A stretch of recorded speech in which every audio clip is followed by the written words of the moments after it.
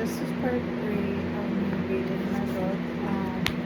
Sorry if the noise of the two fans, but I might have to push you guys up a little bit more. Have you propped up against the book? Have you moving like myself in my head and everything out loud to you guys? But this is part 3 of the Forbidden Innocence. Hopefully I can get through it so I can get to my next books to read for you guys. I have a lot of books currently published. Like I have these ones that I bought. I buy my own books, and I shouldn't have to buy my own books, but I do.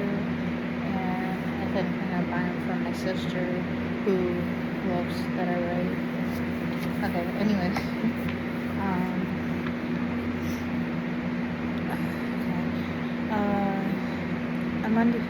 I read that.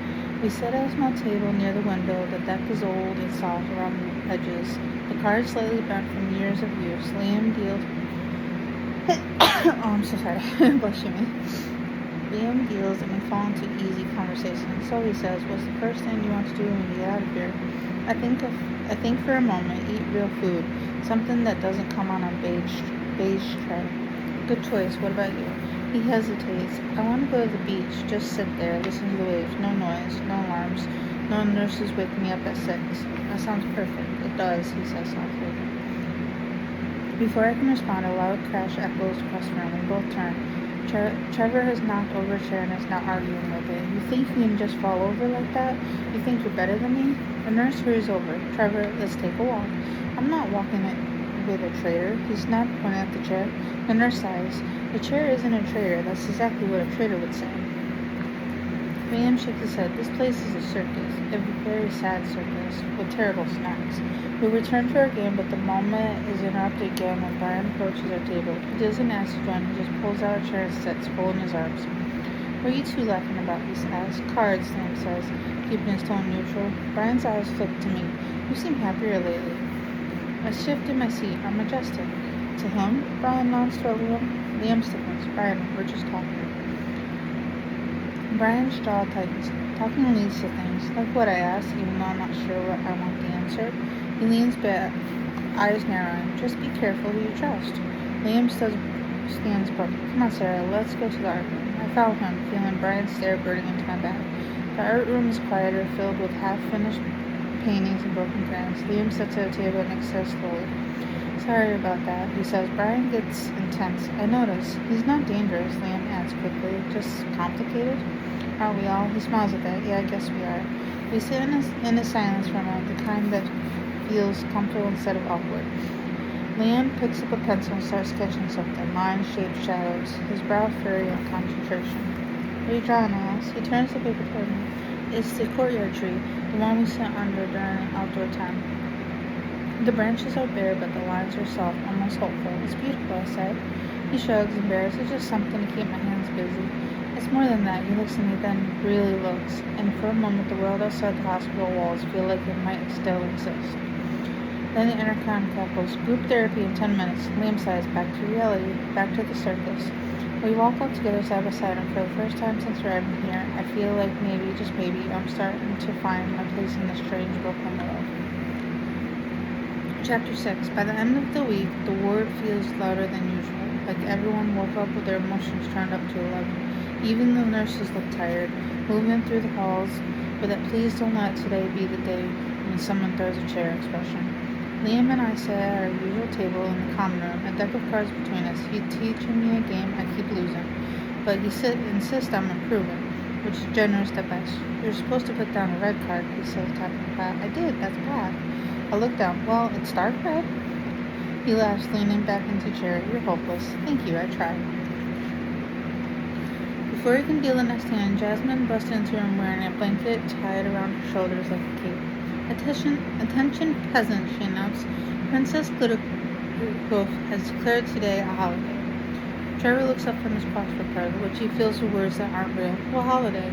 Chaos Day, Jasmine says proudly. We celebrate by doing whatever we want. Trevor nods thoughtfully. So, like every day here? Exactly. Miss Delaney stomps past us, muttering at the vending machine. I know you're hiding the good snacks. I can smell the conspiracy. Liam leans toward me. She thinks the vending machine is part of a government plot. I mean, it does eat people's money. That's how it gains power. I snort and Liam grins like he's proud of himself. Across the room, Brian sits alone, flipping through a magazine. He's been quieter lately, but not in a peaceful way, more like a storm gathering energy. His eyes flick toward us every so often, sharp and unreadable. Liam notices but doesn't comment. Instead, he deals another hand. So he says, tell me something real. Real? Yeah, something about you, not the hospital version, the outside version. I think for a moment. I like thunderstorms, the sound of them, the way the air smells afterward. He smiles. Me too. My mom used to say storms clean the world. That's poetic. She wasn't poetic. She just hit pollen. I laugh and he watches me with that soft, steady expression that makes me feel seen in a way I'm not used to. Before I can say anything else, a loud crash echoes from the hallway. A nurse shouts, Trevor, put the fire extinguisher down. Trevor sprints past the doorways, waving the extinguisher like a trophy. I'm saving us from invisible flames. A second nurse chases him. There are no flames. That's what they want you to think. Liam sighs. KSD is off to a strong start. We watch the chase for a moment, then return to our game, but the peace doesn't last long. Brian stands and walks toward us, his steps slow and deliberate. Liam tenses. Brian pulls out a chair and sits without asking. You two are always together. Liam's voice stays calm. We're talking, that's loud. Brian ignores him. His eyes lock on me. You shouldn't get too comfortable here. My stomach tight. What does that mean? He leans forward, lowering his voice. People change in places like that. They pretend to be one thing, but there's something else underneath. Liam's jaw tightens. Brian, enough. Brian's gaze flicks to him. I'm just saying, be careful. A nurse approaches, sensing the tension. Everything okay here? Brian sits back, expression smooth, just talking. The nurse doesn't look convinced, but she walks away. Liam stands. Come on, Sarah, let's go to the rec room. I follow him, feeling Brian stare like a weight between my shoulder blades. The rec room is quieter, just a few patients coloring our own puzzles. Liam sits on the floor against the wall, and I sit beside him. You don't have to deal with him, he says softly. I know, he gets attached to people, to routines, to ideas. Is he dangerous? Liam hesitates, not usually, but he doesn't like change. I know, I pull my knees to my chest. This place is a law. It is, he agrees, but you're handling it, am I? He looks at me, really looks. Yeah, you are. For a moment, the noise of the ward phases, the shouting, the alarms, the chaos. It's just the two of us, sitting on cold floor in a place neither of us choose. Finding something steady in each other. Then Jasmine bursts into the room again, waving her unicorn. Princess Glitterhoof demands snacks. Liam sighs, and the piece is gone. Chaos Day, I remind him. He smiles, right, Chaos Day. And somehow in the middle of madness, I feel a little less broken. Chapter 7. The next morning starts with the usual chaos. Someone screaming about oatmeal, someone else refusing medication, and a nurse already threatened to call security, even though it's barely 8. The ward feels like it woke up on the wrong side of the universe. Sorry, I gotta stretch my legs. Getting old. Liam finds me in the hallway outside the med window. You look tired, he says. I am tired. You look extra tired. Thank you for that. He grins and nudges my shoulder. Come on, let's survive breakfast together.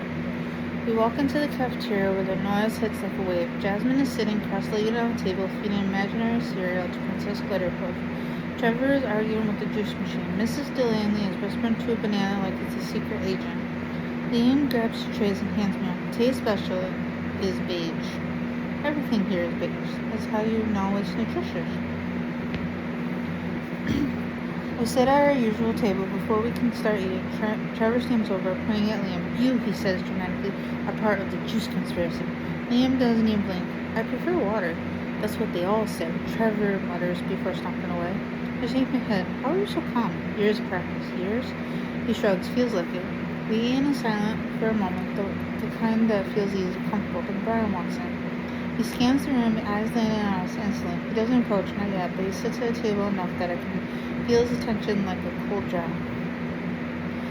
Liam notices. Ignore him, he murmurs. I'm trying. He's just Brian. That's not comforting.